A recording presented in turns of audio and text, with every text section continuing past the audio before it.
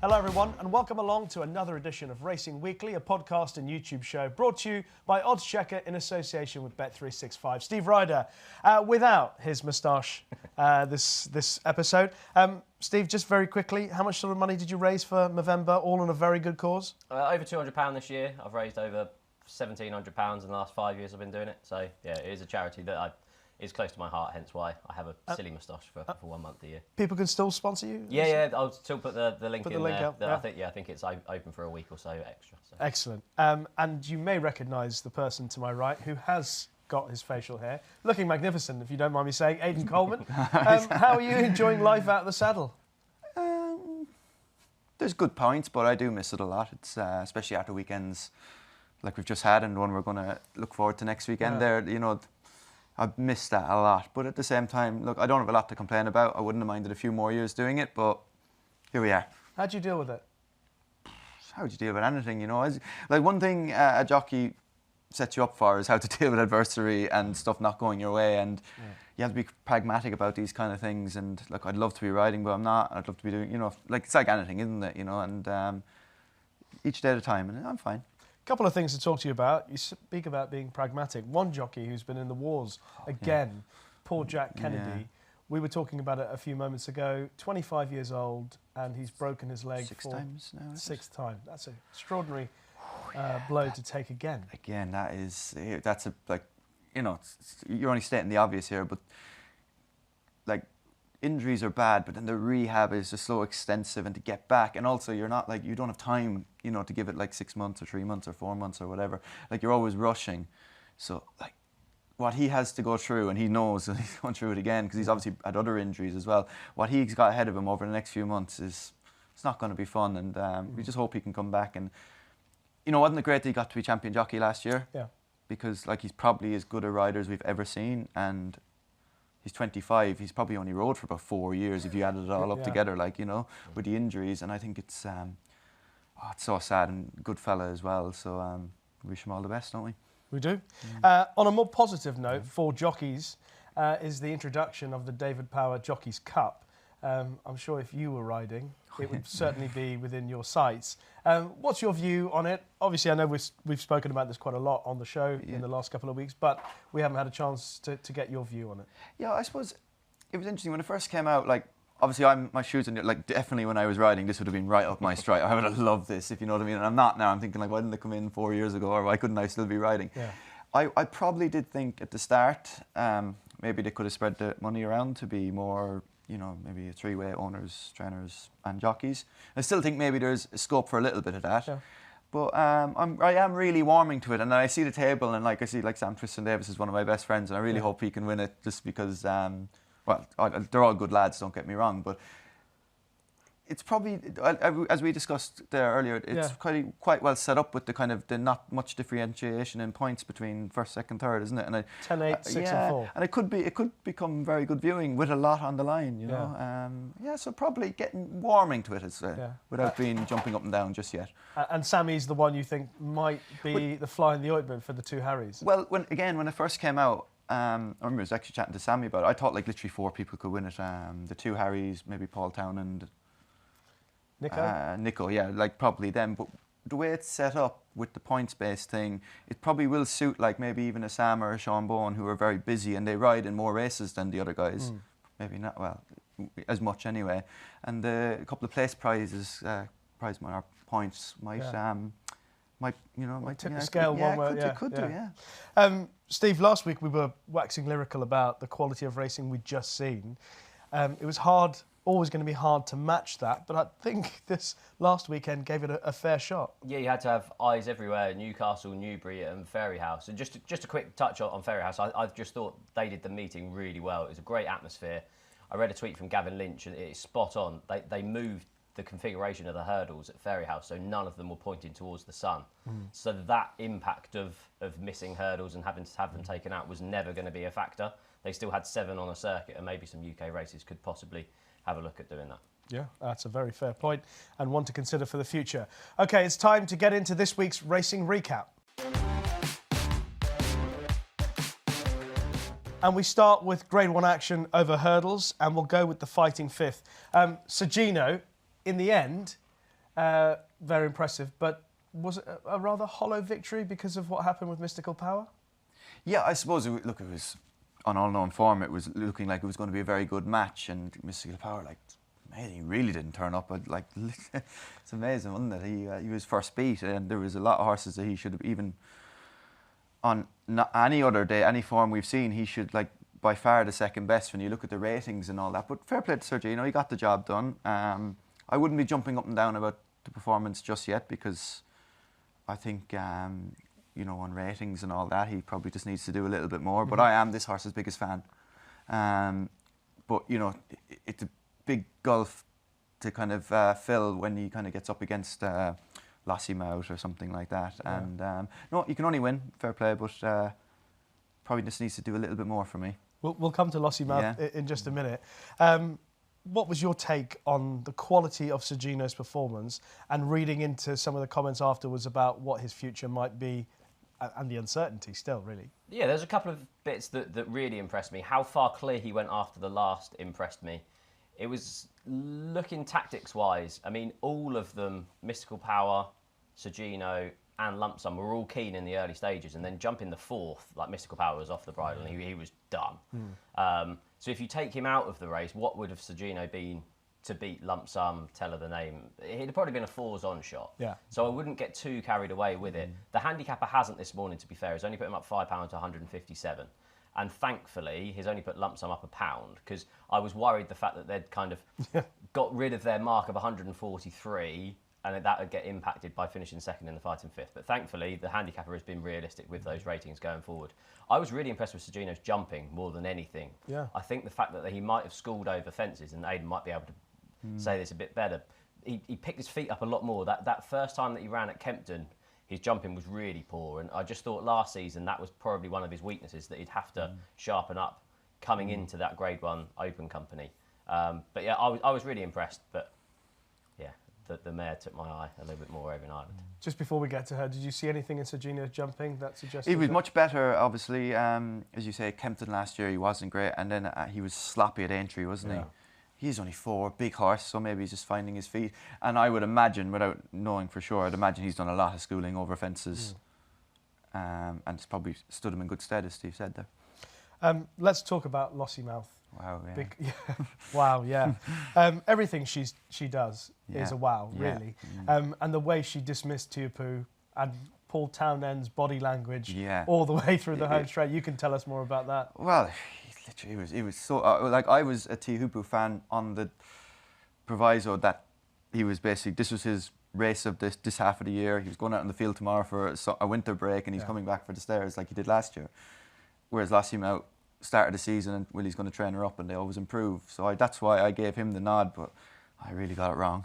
I really got it wrong. She, you know, she's special, isn't she? I think she is. And as you said, everything we've seen her do, it's probably lent us to believe that. And if we needed any more proof, we got it again on Sunday, didn't we?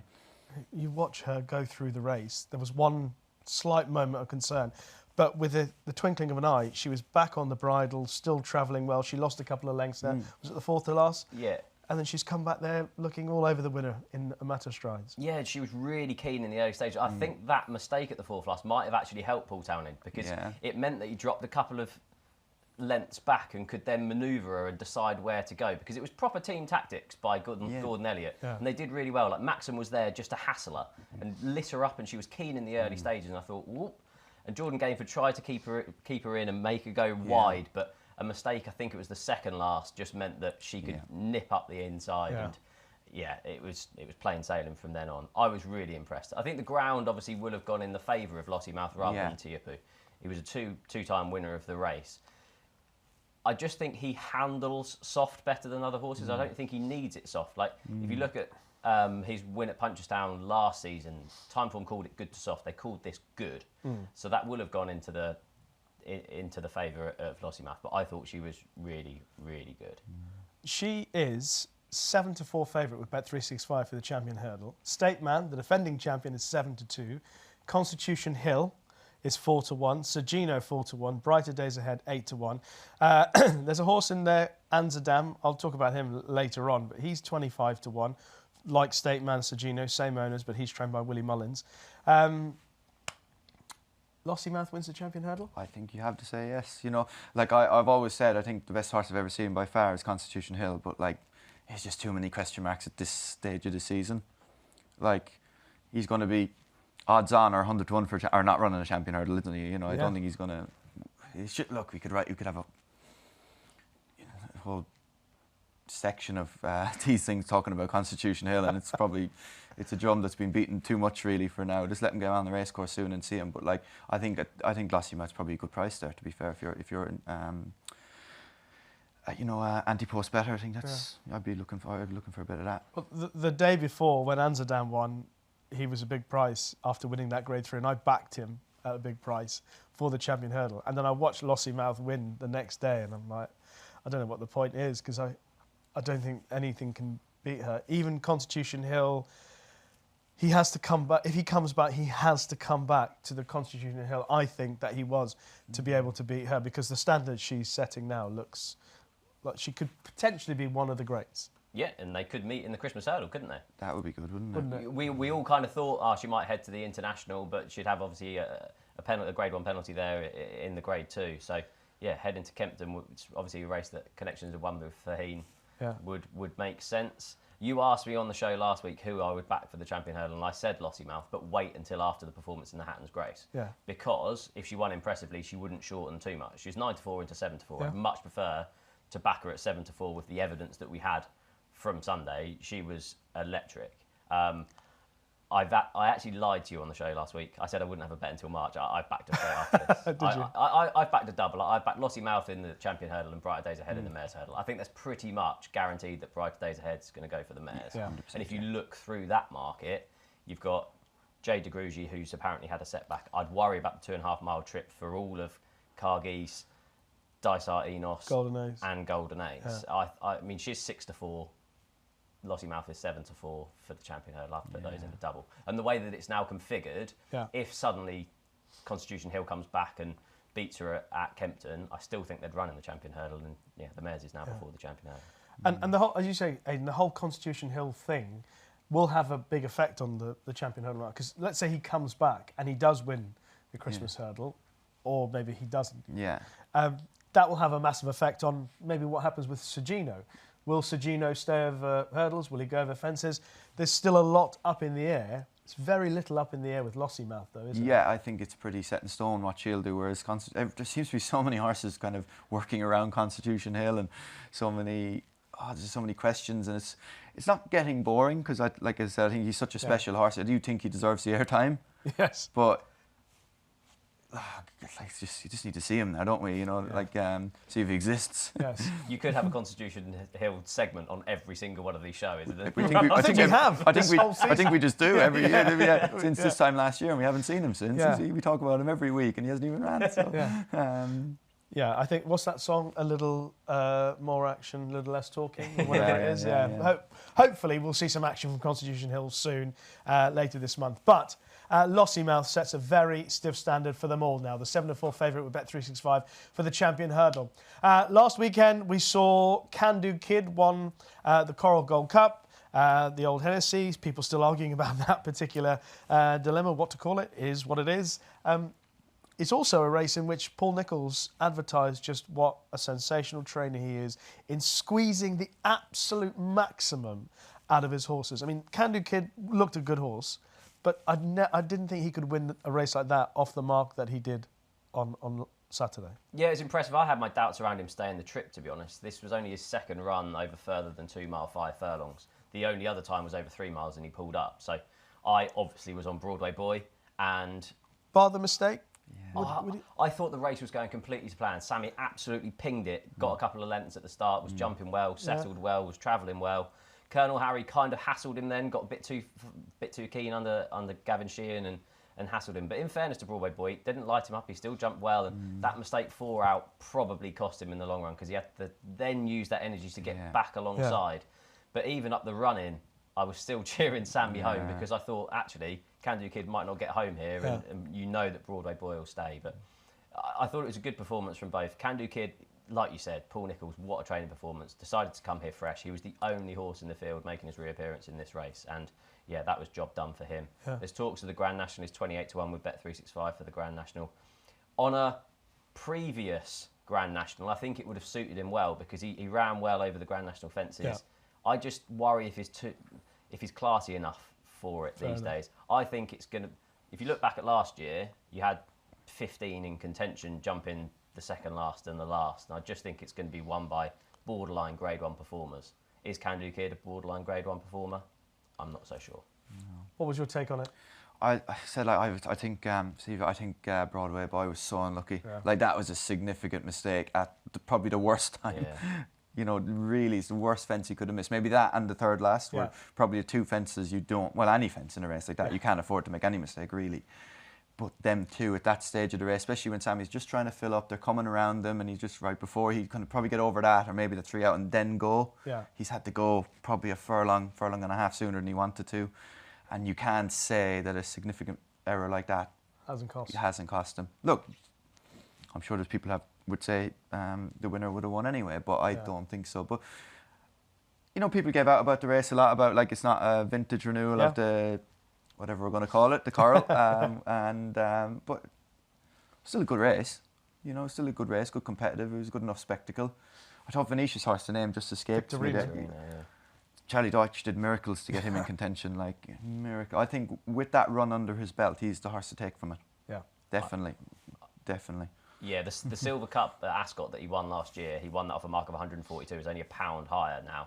The handicap has left him unchanged from that miraculous effort, like you said, was detached, was jumping poorly, and still managed to then get him home. Nearly win, like, well, not nearly win, but getting competitive is... You mentioned about being a Grade 1 horse for the National, or near a Grade 1 horse for the National.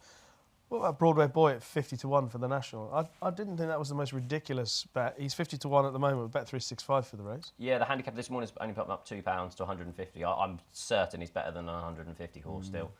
There was inklings of the Coral Welsh National next, but Woody Twiston-Davies has kind of said, I will see him how he comes out of the race. He could go to the Cotswold Chase and then on to the Grand National, which the fact that they're thinking of missing Cheltenham... Twiston's missing Cheltenham is a big tip, isn't it? Because they don't... Exactly. And the Cotswold Chase, you've only got to look last year, Capodanno won it. Like, it's not usually a particularly strong renewal. No. It's normally a stepping stone. So if they target that from a long way out and then the Grand National... as you say, 50-1, yeah. Definitely a great each way bet, isn't he? Yeah, like, he might just lack a little bit of class from like a potential another I Am Maximus, something like that. But you can see him bowling along in front in a good rhythm, and trip-wise, I think it'd be right up his street. Ground-wise as well. Ground-wise. The softer the ground, the better for him, and Aintree are never going to let it get not anymore, too fast on that day either. Yeah. So interesting. At the John Frankham Novices Chase, there were lots of good horses lining up for this. The Jukebox Man was a horse that had a big reputation from what Ben Pauling had said about the way he'd schooled and how excited he was. Well, he did transfer to the track, didn't he? Because his jumping was pretty spectacular. What did you think of the overall performance? I thought, because I was watching it and I'd be very good friends with Harry Redknapp and that, so I was like really hoping. Like, it's great to see horses like owners like him have good horses, because it's just good for the sport. And I was like, well, he's got some good rivals. It's his first run of the year, his first run over fences in a graded race around Newbury. Like, he had a lot of small things to overcome. Yeah. And by God, did he? You know, it was a pretty good performance. Yeah. And I suppose a little bit worry for me would be if he ever goes, say, Kempton in the Kettle Star, if he runs there, wanted to go a little bit left. So maybe if he was going right-handed, I would have an air of caution. But definitely further on in the season, Cheltenham's entries... Yeah. He's got to be, you know, one of the top novices in Britain now, doesn't he? Yeah, 10-1 with Bet365 for the Brown Advisory. Masaccio ran well in second. Ian Bartlett was getting all the Jukebox Man fans a little bit anxious with his Masaccio's coming there, but never thought he was in with a chance of beating him. Johnny Who, who'd won really nicely first time up. Captain Teague finished lame. So how are you viewing the strength of the form when you consider the ratings of Masaccio and Johnny Who, etc.? I thought it was a strong race on paper. I still think it's a strong race afterwards. I think the Jukebox Man is definitely the one to take out of it. For anyone that hasn't seen, Edward Whittaker took an unbelievable photo of it. It's well worth finding. I don't know, Ben Pauling has reposted it. It's absolutely fab. I thought, like Aidan, that the Jukebox Man would probably be the one of the big four that would struggle over the trip, but he showed loads of pace, and his jumping probably kept him in it. I mean, they allowed him to play his own tune out in front, didn't they? I'm going to write that down, actually. I like it. And you'd have worried about Kempton pre-race over 3 miles, but he showed plenty of pace over 2.5 miles here. That would be a logical step. Obviously, the turner's going and turning into a handicap will force them to go back up and trip for the Brown Advisory. But he was just beating the kind of the hurdle equivalent, i.e. the Albert Bartlett last year, wouldn't he? So probably the natural path would be the Brown Advisory. Yeah. I think trip is probably the most overrated thing people talk about. We've mentioned it a couple of times now. I think, look, obviously there's horses that have optimum trips, but they all technically stay within reason. They all stay. You know, if you. It's one of my favourite quotes in racing. Charlie Whittingham, the great, I think he used to call him the bald eagle. Yeah. One of the great American trainers. He said, every horse stays every trip. Yeah. It's just how fast they do it. Well, you know, if you go to a yard in the morning, they're probably cantering 2-3 miles. You know, like it could even be 4 miles slow work. It's all relative to what they're doing. Yeah. But I think the other thing as well is no good horse is slow. Like every horse that runs in a Gold Cup would run well in a champion chase. I can promise you that now. Right. But obviously there's horses that would be better over 2 miles that would beat them. But you have a Gold Cup, like you look at Galloping Champs over 2.5 last, you know, leading them a merry dance, turning in, you know. I know, you know, like all those horses are fast. Yeah. They're just they have optimum trips. So I never really. How would John Bond go if he went in the Gold Cup? In a Gold Cup. Yeah, he'd run well. I don't think he'd be as good. I think his optimum is riding them aggressive over 2. We'll get to that later. Yeah. But look, he won over 2.5 at Aintree. Epiton, who was probably the fastest mare I ever rode. She won an Aintree hurdle over 2.5, you know, and no problem. You know, it's all down to pace of the race. If you get going racing a mile out, then you always get tired at the line, even if you're running over a mile and a half. Do you know what I mean? It all depends on when the race develops. So as long as you can keep your horse on the bridle, which good horses tend to do, they will stay. Lessons learned.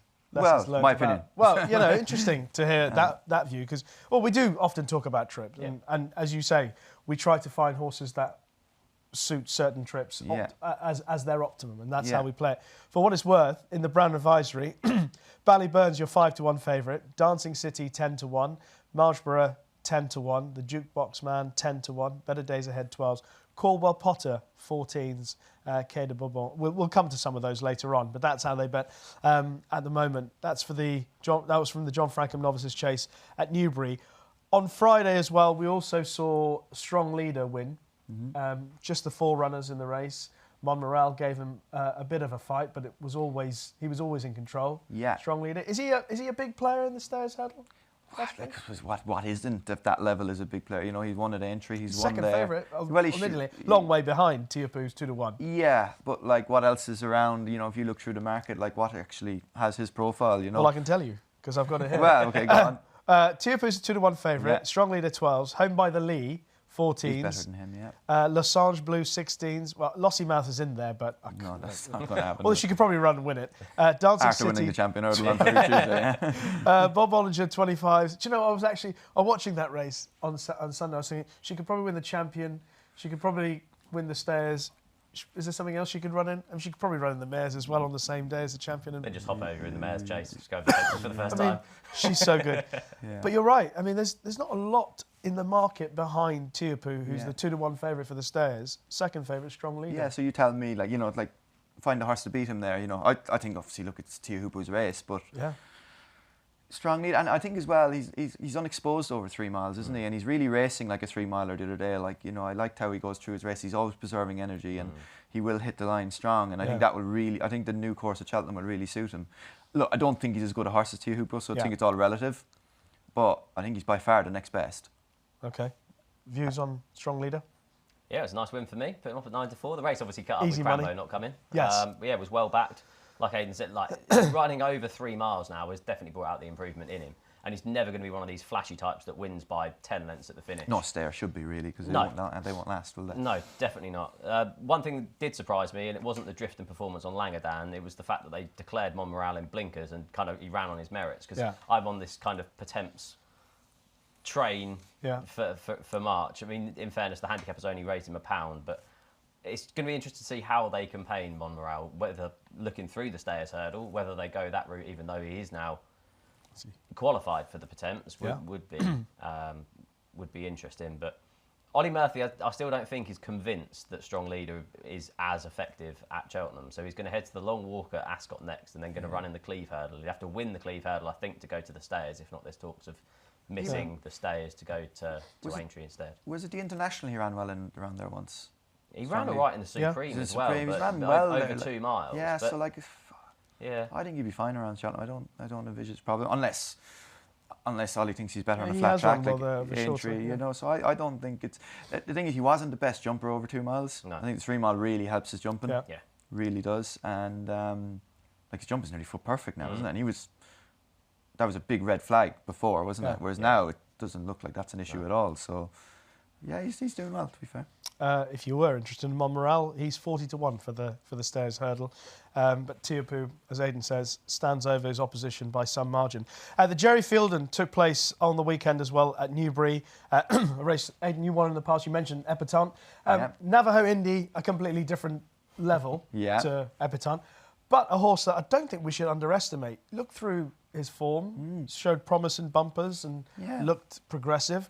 And he beat Queen's Gamble, who I thought ran really well on her first start. Yeah, she did really well, And like Harry Durham's flying. I think, to be fair, Tom Simmons having a great patch as well. So, look, it's not like a Epatante champion hurdle in March winning performance, but I think that was kind of an anomaly that year, wasn't it? But you can't knock that horse. Will probably be competitive in a couple more of those 2 mile handicap hurdles coming forward. For sure. You know, maybe the one at Christmas at Ascot or back to Newbury and for the Betfair. Betfair, one of them. But to win a couple of them in a year is hard to do. But you know, he's going to be competitive, isn't he? And it's great to see Tom Simmons have a nice winner. He's a really Absolutely. nice I think he's got loads more to come, this horse. I also thought Queen's Gamble ran a terrific race in behind. Salva, another one to mention. I think it's a race that might work out quite well. Yeah, I watched this race 4 or 5 times and kind of looked at various different horses. Running styles were crucial in this race because 3 kind of went clear, and that really helped Navajo Indy because he settled kind of at the front of the next pack. Yeah. His Newbury form is just so much better than anywhere else, so the Betfair Hurdle will be a logical target for him. He's up £8 to 128, so that's fine. But he wouldn't want the ground to be too quick. So I think the others would improve if you had that race on soft ground. Queen's Gamble loves it. Salva loves it. Yeah. You know, it gives them the nod to me over him. Yeah. But at the same time, he won on the day, so fair enough. But on softer ground, I think you'd have a different result. Yeah, I'd definitely upgrade the performance of our champ. He finished 3rd, but if you look, he was one of the 3 with Excelero and Bally that went clear. And our champ, if you look at where they're finished, our champ's finished 3rd, and the other 2 are right out the back of the telly. So actually, you could probably upgrade him. He's only gone up £1 for that. So yeah, I'd definitely keep our champ on side for next time.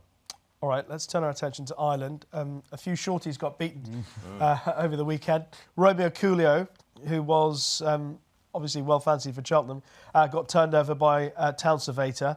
Town Surveyor obviously not qualified for the Supreme, but that was a pretty smart performance. I don't think there were any excuses for Romeo Coolio. No, I thought Romeo Coolio was beaten fair and square. To be fair, we knew enough about Town Surveyor really. He had 138. He ran 6 times over hurdles.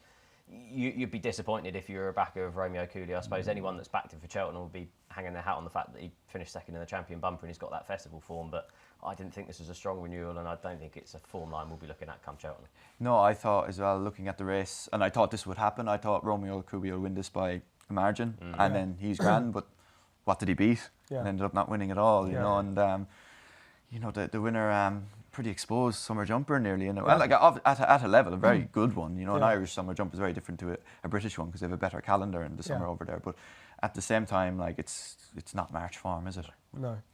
The third horse I actually thought is one to bear in mind, Sea of Sands, who was well fancied for Cesarewitch, was too keen in that race.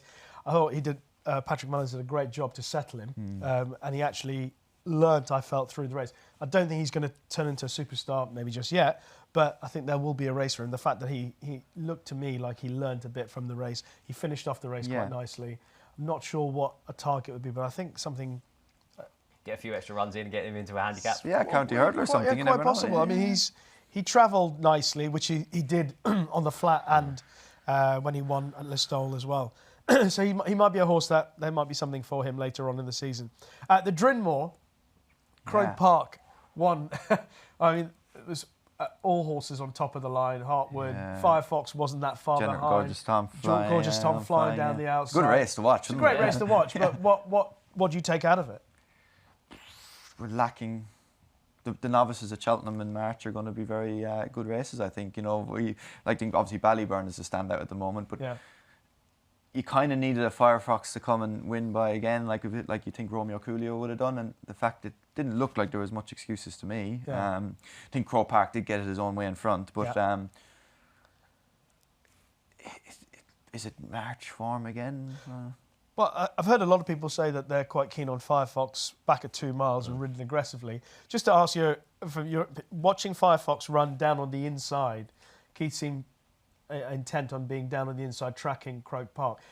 When he jumped over fences first time, he looked really good, made a nice shape, got away from his fences quickly. Whereas this time, being down on the inside, didn't seem to produce his best jumping performance. No, probably not. But the thing is, when they obviously went out with that plan thinking it wouldn't be an issue, and I think he'll probably ridden different the next time we see him, but it's very hard to go out with a plan and then literally change it mid-race or even early on. It's not that easy to do, especially in a race of that grade.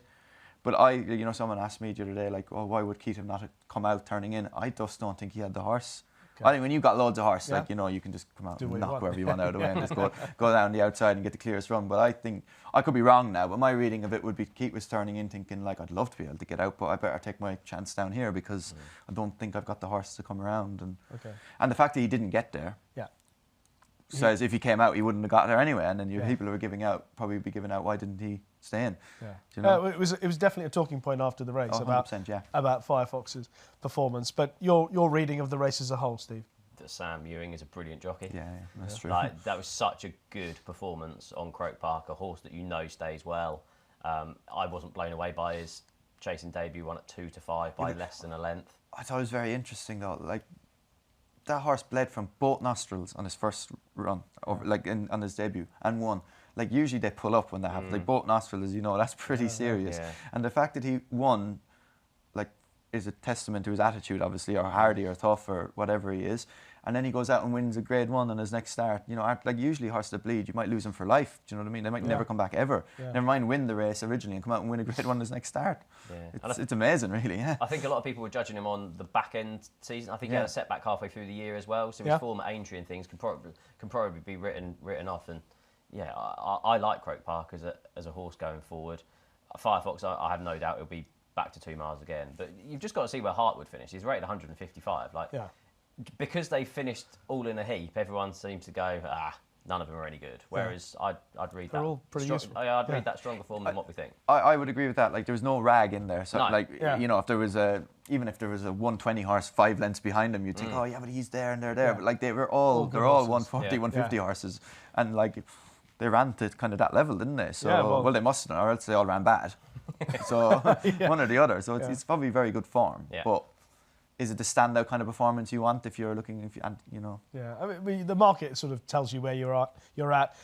If you like Firefox for the Arkle, he's 12 to 1 behind the 6 to 4 favourite Ballyburn with Bet365, and for the Brown Advisory, if you're interested in Croke Park, he's 16 to 1.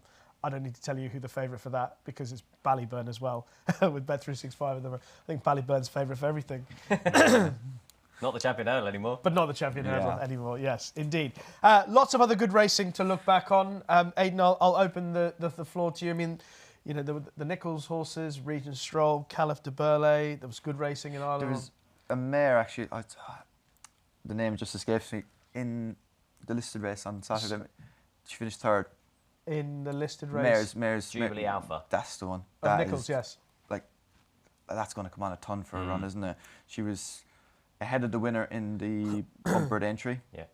And first run over hurdles, she looked like that was my probably horse to take out of the weekend going forward to Jubilee follow as a punter going through. Okay. That would, she's probably going to be odds on, but I think she's got bags for improvement after the last day. Yeah. All right. So Jubilee Alpha, a horse that struck a chord for Aidan. What about you, Steve? Lots of other racing to focus on. Yeah, I'd be in agreement with Aidan around her.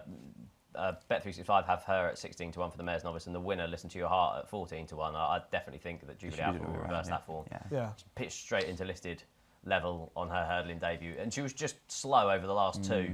stayed on well at the finish, and yeah, I imagine she'd be reversing that form. It was a good couple of days for Paul Nicholls. Regent Stroll won despite that bad blunder at the second last. It takes a good horse to come back from that. We saw Stage Star do it last year in the Paddy Power and come back. Yeah. Caliph de Bele underwhelmed me. I know he still won, but he beat Tedley by under a length. He'd ran 17 times. He's a mid-120s horse. I imagine even though he won, Connections were probably not infused too much with it. Like the fall he got first time. Oh, like, I know. Was pretty heavy, wasn't it? Yeah.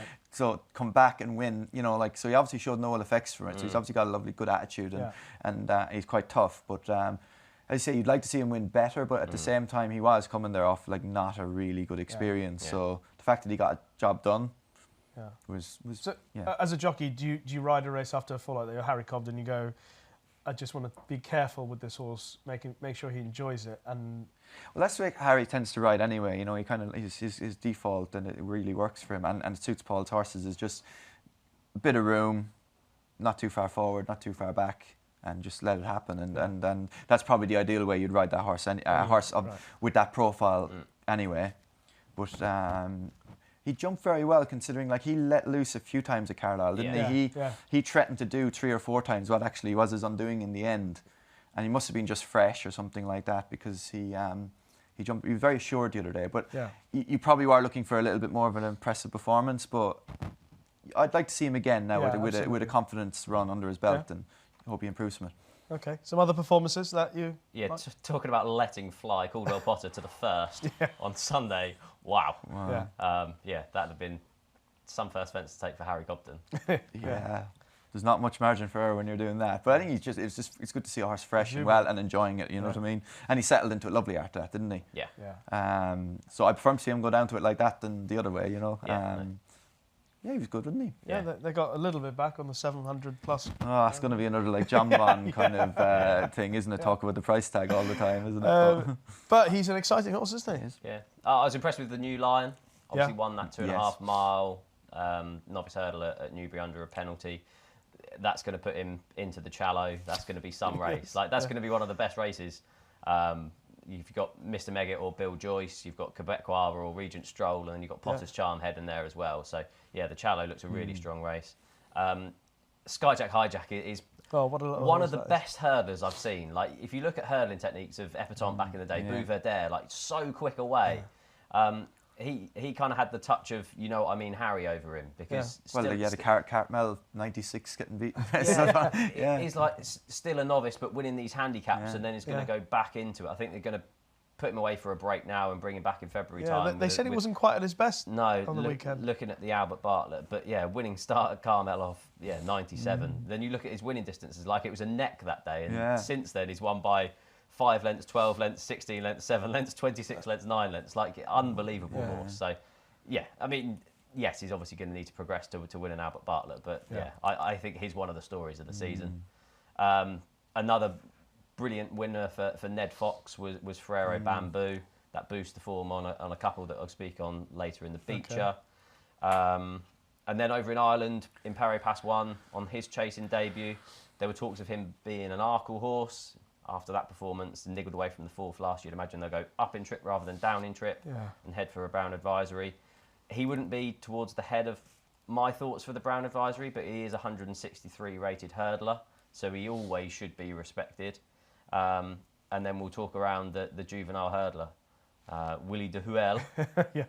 I missed the race live. I was doing something else and then saw the Twitter meltdown of the fact that he got beaten. He was 1-4, he was 6-1 for the Triumph at that time. And I was expecting to see a really disappointing performance, but I watched it a couple of times, and if he wasn't 1-4 and 6-1 for the Triumph pre-race, actually, I think Connections might have been pretty happy with it. Yeah. The French form is good. He was far too keen on his first run after 218 days, and he chased a too strong a pace earlier on. Naturally nimble, I have no doubt they were just lining him up for a mark for the Boodles, and just picked up the pieces late on, but they finished 8.5 lengths clear of the third.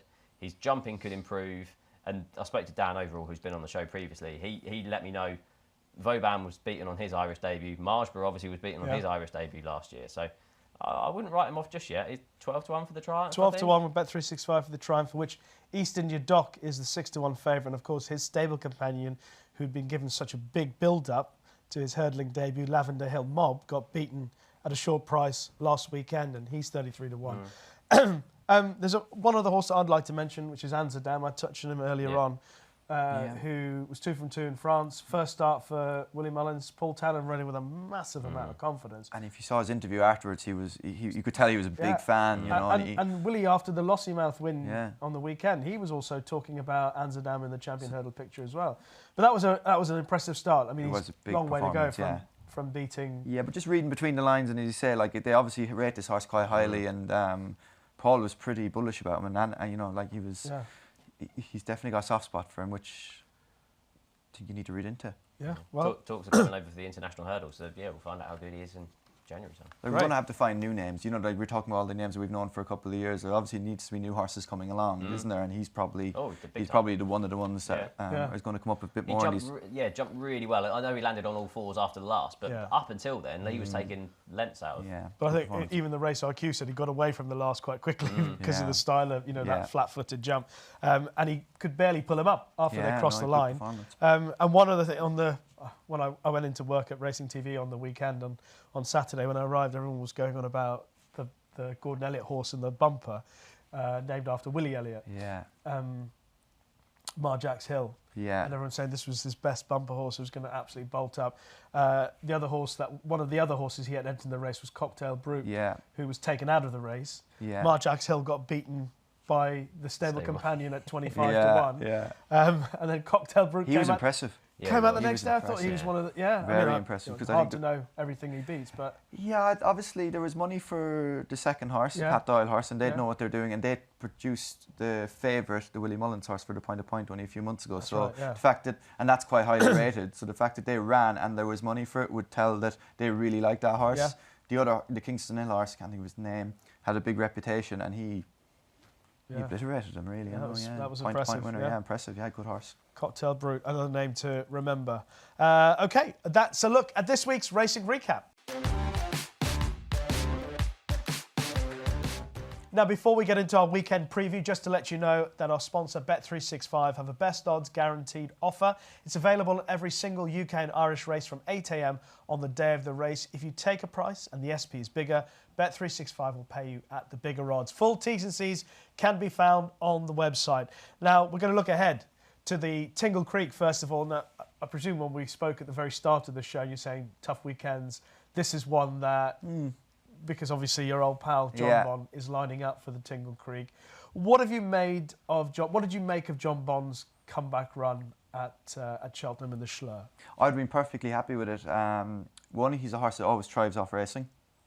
Like his best performances are usually towards the end of the season when he's been to Cheltenham, been to Aintree, and goes to Sandown, if you know what I mean. Obviously this year he wasn't at Cheltenham.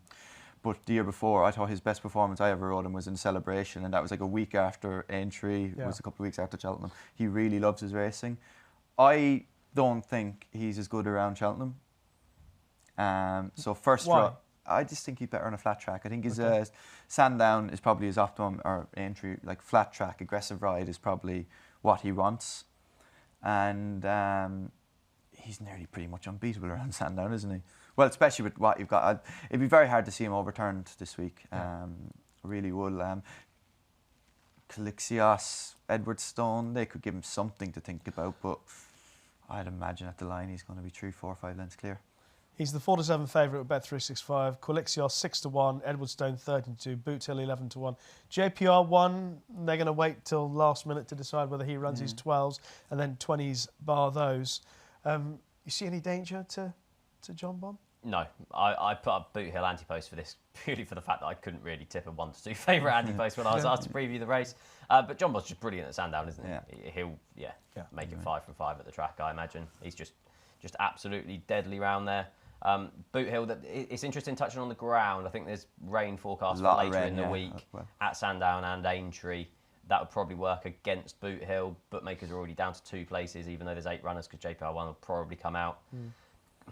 Your natural inclination is to back Calixios each way, but he's very in and out. He's either really very good or doesn't really show up. So that's probably the angle, isn't it? Back one, take a view on Calixios or Edward Stone each way, isn't it? And I would say Edward Stone.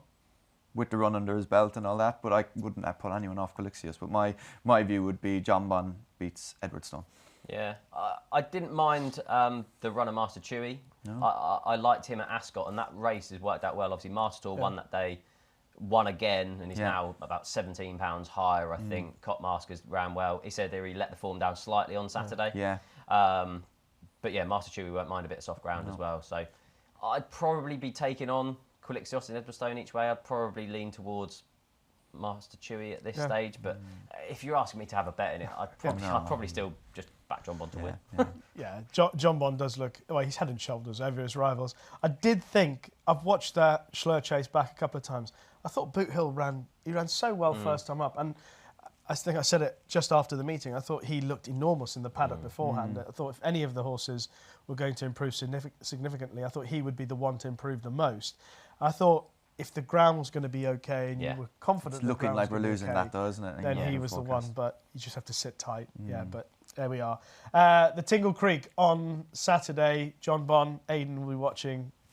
A bit like that. I'm over it now. It's too late. It's too long. Well, you have good memories of John Bon. I have, yeah. Great memories, and you won the Henry VIII on him. Won the Henry VIII on him, at Sandown back in the day. Well, not that long ago, a couple of years ago. 2 years ago, yeah. It wasn't in black and white. Back in the day. You couldn't find records. Didn't go that far back. Yeah, didn't go back. You have Lourdes Sud, who's the 4-5 favourite at the moment, Bet365. Dan Memory Lane in the betting at 3-1, along with Rubo, Touch Me Not 10s, Soul Icon 16s, and Jordan's Cross 20s. I thought Lourdes Sud was so impressive in his win last time out, but on official ratings with, like, say, Rubo, for example, it's not really that much between them, certainly over hurdles, and one's 4-5, one's 3-1. Paul Nicker's always said Rubo is going to be a top-class 2-mile chaser. Yeah, ground, again, would be a slight worry for me. Rubo always seems to be better on better ground. I'm not convinced he'll run. Lourdes Sud is a worthy favourite. He's definitely going to run, so you can understand why he's that price. I love Down Memory Lane.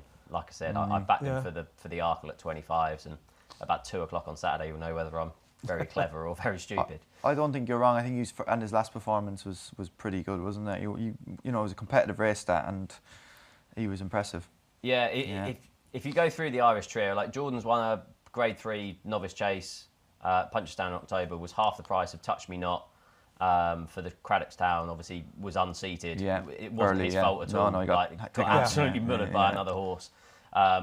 I thought Touch Me Not was really good. Like, he's going to be thumped Fire and Glory, like £20 better over fences than what he was hurdles. But yeah, Down Memory Lane, I just absolutely love. It's rare that I get that excited about a Novice Chaser, but I was blown away. If you go back through his form, he won an Irish point-to-point by 9.5 lengths, won his bumper in impressive style, then won his maiden hurdle easily, and then was sent off only 5-2 to beat Caldwell Potter in that Grade 1 that was run on such bad ground. You had the likes of Daddy Longlegs and Absurd were pulled up that day. So I'd forgive him that.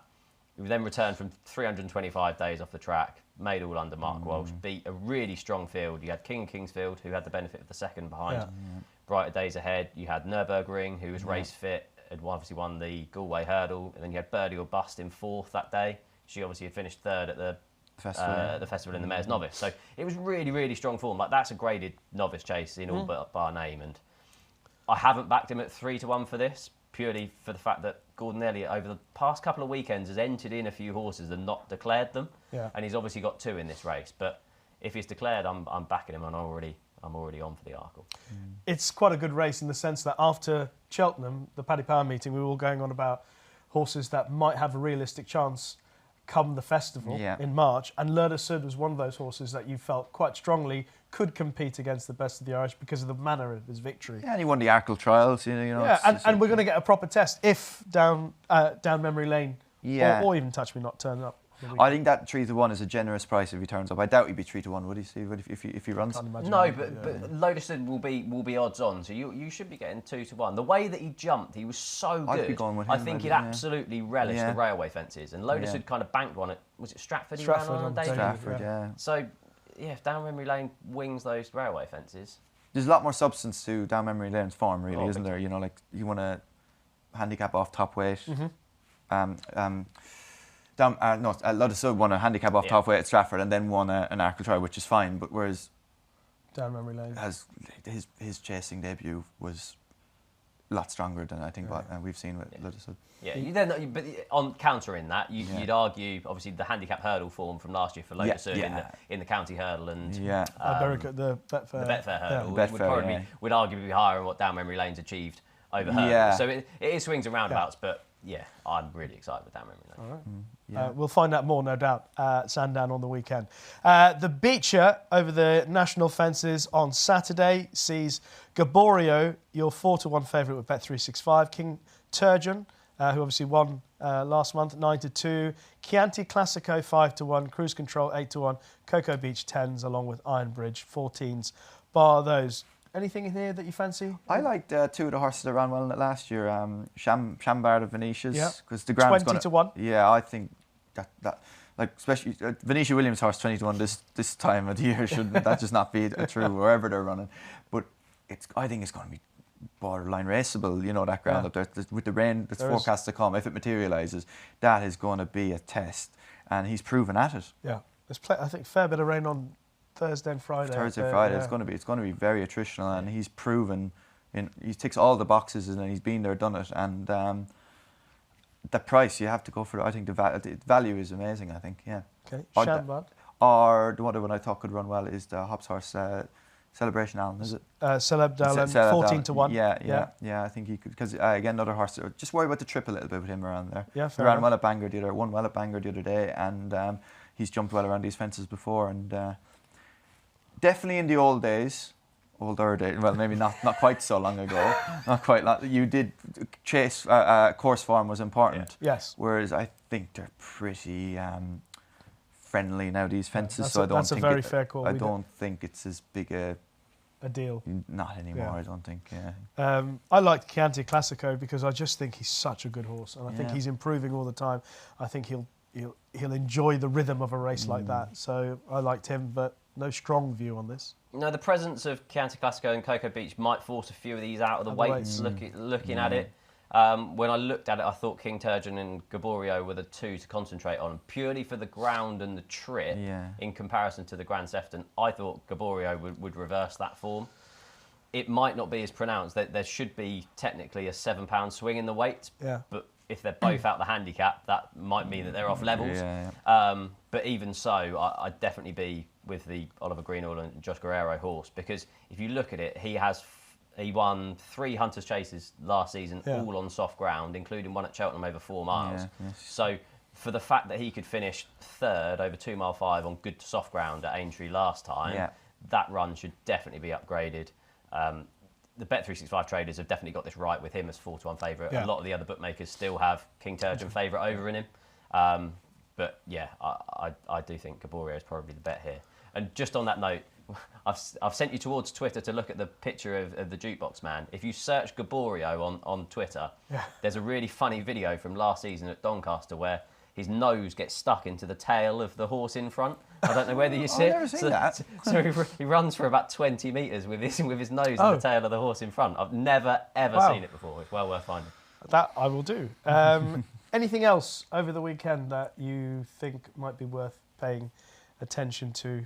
It was the Peterborough Chase on Sunday. I was looking through that race and thinking, what's definitely going to run? Protectorat, 6-4 favourite. Ginny's Destiny, 5-2. Jallo, 4-1. Garlaw, if he ran, he'd be interesting, 5-1. Nickelback, 8s. If they all ran, it'd be a very good race, wouldn't it? It's quite probably like a Protectorat ran pretty fine for his first run, you know, in a competitive Paddy Power.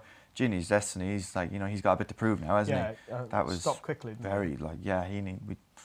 You couldn't be backing him from what we've seen the last time, but wouldn't be surprised to see him bounce back and win a race like this. He was obviously a very talented horse last year, so he hasn't lost it, but just something. It'd be interesting to know what actually went wrong the last day. If he'd finished the race and ran 6th, 7th, even 8th, but finishing the race and just looked tired, it'd be one thing, but the fact that he was pulled up, and he looked like he was going fine and then gone, like literally cut out quickly. It's always a worry, isn't it?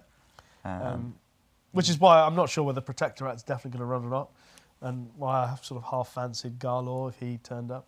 I've had a bet in that race, and it's Nickelback. I backed him at 8s. Like, if you look at his first 5 runs last season, 3 wins, 2 seconds. His 2 seconds were really good as well. I think they were behind Master Chewy and Hermes Alain. as well. It's worth remembering that he beat Jello by 7 lengths at Sandown last year. I think it was the Scilly Isles Chase that he won there. Yeah, the Scilly Isles 2.5. Yeah, absolutely dominating. And he's a bigger price than Jello in this. You've got the likes of Protector Rat, Ginny's Destiny, and Jello. Their main targets are definitely going to be in the spring. Like Nickelback puts so much into his racing. He's he doesn't last to the spring, does he? No, he doesn't. He was just over the top come the end of the season, so you could ignore his last couple of runs. And I thought 8-1 was quite generous around him. He'll suit going right-handed. If he could easily get away from on the front, because he's going to do what he always does. He's going to go flat out from the front, and might take a bit of pegging back, wouldn't he? The one negative, they've confirmed Manella Drama will come here, so he could take him on for the lead. He won't get within 5 lengths of him, I'd say. Exactly. He can try, but if James Best can wing the gates, well, I rode Nickelback once at in an intermediate hurdle or something like that at Cheltenham, and I went to hurdle clear. I've never been a complete... ran away with me to the start. I was doing laps around the inside, got him pulled up, and then he jumped off in the race, and I think I was over for hurdle clear. He just completely bolted with me, like, so then, he must be quite exciting in one sense. Not really. What? He's a brilliant jumper, touchwood now. That was one thing, but like, no, it's not exciting. No, not at all. No, no. What's the most thrilling style of ride for you? Is it a horse that... Well, I was getting, but like that, if you're enjoying it, it's fine. Like, but I was run away with it. I got run away with so many times. I loved it. I had to love it. I couldn't even like... you didn't have obstacles in front of you, though. Yeah. No, he's brilliant. The jumping bit was the thing, but no, the thing is, I fancied him, and obviously he couldn't win doing that. That was the thing. It was just really annoying. And looking what he's done since, it probably was right to fancy him. But then we tried the next couple. I think I rode the next time at Huntingdon, nothing to do with the track, and we tried to drop it in to make a horse of him, and it didn't work. He ran really bad, and I think he ran it. You toxic another day over hurdle. We tried to drop him in and do something, and then we just said, all right, just go. I was injured actually when he came. So basically, you were the problem. So James Best has just found the key. Yeah. Okay. Yeah. So that's it. We got wrapped up for the weekend? Or there's a couple of other races to note. That you had the Winter Novices Hurdle, Sandown on Friday. Quebecquois looks set to run there. Bill Joyce is also jocked up with John Joe on, so that'll be a really good kind of pre-Jallow race there. Durancon for David Park, he's got about 5 entries over the... I think he's declared tomorrow. Is he? From when I was doing my selections for the paper. All right. Okay. There was a horse in that race I had flagged up, the Crest of Fortune of Anthony Honeyballs. Yeah. That is a good horse. Okay. Was really impressive at Fosslas and Novice Hurdle there a couple of weeks ago. And I see he's entered in that race. Rex Single's jocked up with him, so hopefully he might run. And if he does, he's worth following. Just a good horse. Excellent. Okay. Good horse. I've had one other bet over the weekend. That's Richmond Lake in the Aintree 132. He's also in the Becher, but this is the race that he won last season. If you remember, it was the race on ITV where there was 15 runners and 3 finished. Yeah. It was heavy ground. Yeah, which could be this year as well. Absolute slog. Exactly. With those conditions, he won that off a mark of 142. He's off the same mark here with reddish conditions. He's won the race before, and he's 4-1 with Bet365. So I thought he's the other one that I've backed. And then just a couple of other ones to note. East India Dock is jocked up with Sam Tristan Davis at Aintree, the 242, the Juvenile listed hurdle. He'll obviously have a Grade 2 penalty in that, but if you're thinking of winning the Triumph Hurdle, you should be winning that under a penalty. 6-1 Triumph Hurdle favourite with Bet365. Yeah. So. And then just one to keep an eye on, Sandown 115, the Potemps qualifier, Hamzian. I haven't managed to find an updated UK rating for him yet, but he won at the November meeting at Cheltenham for 111. I checked his Irish mark, he's gone up to 118. Now, he should relish a step up in trip again. They ran him over 2 miles. He won over 2 mile 5, but 3 miles should be well within reach. The only thing in the back of my head is the fact that if you look at what ratings have got into the Potemps for the last couple of years, you got in off 120 and you got in on 129. Yeah. So when his weights get published for this, just check where he is, because it might be a run to qualify in the top 4, or it might be one that he needs to win to go up enough in the weights to get into the Potemps. Yeah. All right. No more to add?